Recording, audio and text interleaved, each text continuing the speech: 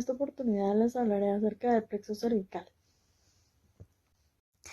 El plexo cervical se divide en dos porciones, que es el plexo cervical superficial y profundo. En esta oportunidad hablaremos del superficial.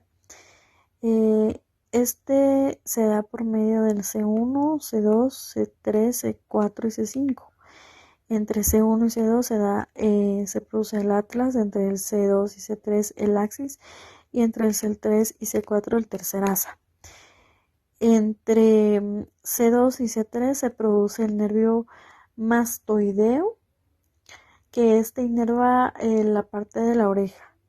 También se produce el nervio auricular mayor o parotidio, que este inerva al ángulo de la mandíbula.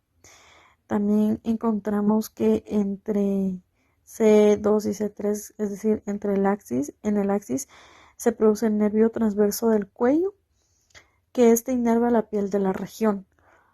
También en el tercer asa se produce el nervio supraclavicular, que este da 3 ramos, el que va al hombro, al acromión y al clavipectoral.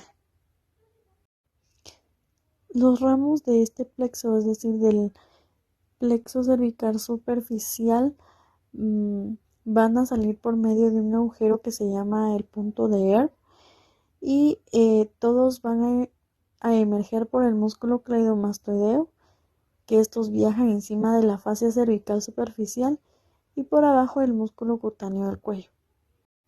Continuaremos hablando del plexo cervical profundo, y igual que el plexo cervical superficial, acá cuenta con C1, C2, C3, C4 y C5.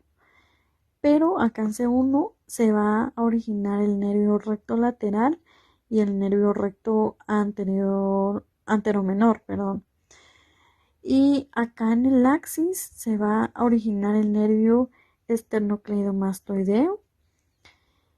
Y para formar el nervio frento vamos a amostosar o a realizar una sinapsis entre C3, C4 y C5.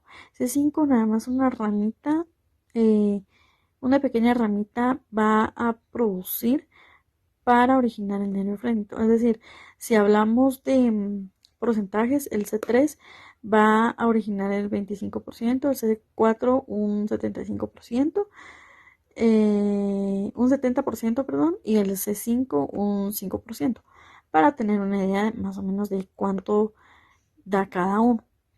En el tercer asa produce el nervio romboides angular y el trapecio.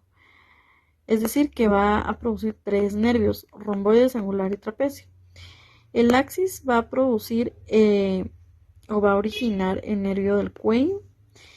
Y acá entre C1, C2 y C3 se produce un asa cervical que está originado por estas 3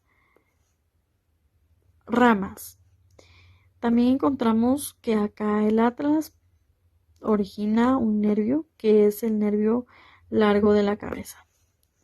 Y como nos damos cuenta, el origen del plexo cervical profundo es casi igual que el plexo cervical superficial, con la diferencia que el plexo cervical profundo va por debajo del esternocleidomastoideo y tiene relación con los grandes vasos, es decir, con la aorta, en general con los grandes vasos.